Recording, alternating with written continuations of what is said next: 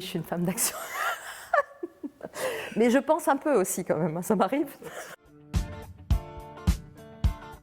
Bonjour Laurence. Bonjour Aurélien. Merci à toi de nous recevoir ici au Théâtre de Fresnes. Avec plaisir. Qui est Laurence Salvadore? Oula, c'est quelqu'un qui aime la vie, qui aime la nature, qui aime les enfants bien évidemment. C'est pas par hasard que j'ai choisi ce métier. Je danse depuis que je suis toute petite, ça ne m'a jamais quittée. J'arrive à un âge où théoriquement on ne danse plus, mais voilà, je ne suis plus beaucoup au plateau, mais j'ai toujours ce plaisir et je crois que je danserai jusqu'au bout. Quelle est ta définition de la danse contemporaine aujourd'hui? La danse contemporaine, c'est quelque chose qui est en perpétuel mouvement. Contemporain, ça veut dire d'aujourd'hui, donc chaque jour, la danse est différente, je pense. Il y a des nouvelles formes qui émergent, il y a des nouveaux chorégraphes qui apparaissent. Et puis la danse, maintenant, elle se mélange avec beaucoup d'autres médiums, la vidéo, le théâtre, la musique. Enfin voilà, on a une pluralité de propositions qui est quand même assez vaste. Et donc pour moi, la danse contemporaine, c'est vraiment cette danse qui est en perpétuel mouvement. Alors à ton avis, pourquoi les spectateurs disent souvent que la danse contemporaine ils la définissent en tout cas comme quelque chose d'incompréhensible, de complexe? C'est vrai que bon, les petits garçons arrivent parfois en disant oui, c'est pour les filles, c'est un spectacle pour les filles. D'autant que, bon, en tout cas, nous, en ce qui nous concerne, là, pour ce spectacle, on a une danseuse au plateau. Moi, je pense que c'est important pour les enfants de voir aussi des hommes au plateau. Que parfois, moi-même, qui suis quand même une spectatrice avertie, il m'arrive aussi de trouver que les propositions sont très difficiles d'accès. Parce qu'on part sur des thématiques qui sont parfois un peu obscures. Je dois dire qu'aujourd'hui, dans ce qu'on voit dans la danse contemporaine, je n'aime pas tout, il y a des choses que j'aime énormément, mais il y a des choses qui me révulsent aussi. Donc je peux comprendre aussi que des gens qui en plus ne sont pas initiés, n'ont pas les codes, soient complètement perdus dans ce genre de spectacle. 2 jours. 2 jours. Parce que j'aime bien le matin, j'aime bien... de toute façon, je fais du jeune public, hein, donc toute ma vie, je me suis levée tôt. De toute façon, quand on fait du jeune public, il faut aimer se lever le matin. Donc moi, j'aime les journées, j'aime le soleil, j'aime la lumière. Alors là, c'est une grande question parce que, en fait, j'ai eu peu l'occasion dans ma vie d'être au service des autres. Et j'avoue que là, c'est quelque chose qui me plaît énormément. Alors, pas forcément en tant que danseuse, mais interprète, voilà, de tous bords, on va dire, de tout style. Moi, j'ai aimé beaucoup être au plateau, donc j'ai longtemps dansé dans les pièces que je chorégraphiais moi-même, ce qui était assez compliqué quand même, hein. C'est difficile d'être dedans et dehors en même temps. J'avoue que le plateau, c'est quand même... Voilà, être au plateau, c'est quand même quelque chose d'incroyable et qui transporte au niveau des émotions. J'ai pas tellement envie de choisir en fait. Un peu des deux. Bon, évidemment, chorégraphier, c'est très très intéressant. Et puis avoir la chance de pouvoir avoir des belles danseuses ou des beaux danseurs, des beaux interprètes en tout cas, c'est une vraie chance quoi. Oh là là, la Normandie. Je suis née en Île-de-France, j'ai grandi en Île-de-France, j'ai vécu presque 50 ans en Île-de-France. J'ai fait le choix de partir en Normandie parce que il y avait saturation. La ville en général me fatigue. Je trouve que les villes deviennent de plus en plus inhumaines et je trouve qu'on s'éloigne de plus en plus des vraies valeurs de la vie quand même, qui sont la nature, les animaux, les plantes, tout ce qui nous entoure.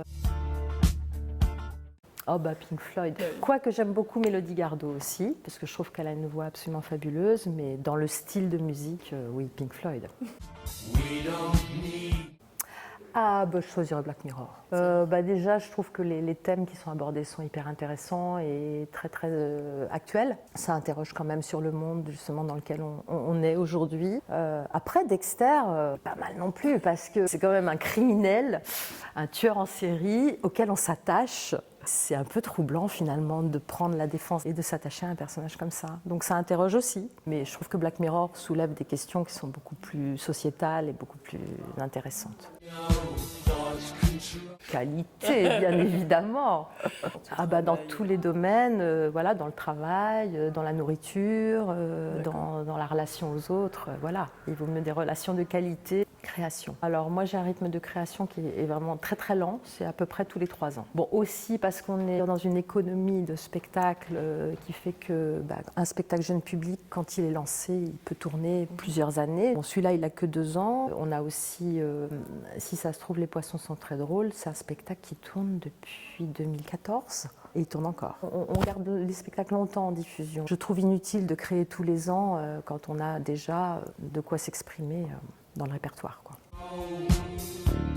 C'est très accessible. C'est-à-dire que moi, je me base quand même sur le petit enfant pour créer, ce qui veut dire que je n'exclus pas l'adulte, évidemment, bien au contraire. C'est intéressant que l'adulte se sente concerné par ce qui se passe sur la scène, que ça résonne pour lui, mais le message, il est d'abord pour les enfants. Donc on est sur des séquences courtes, des choses qui sont a priori connues des enfants, qui va faire écho en eux. Là, en l'occurrence, on est sur le thème du ciel.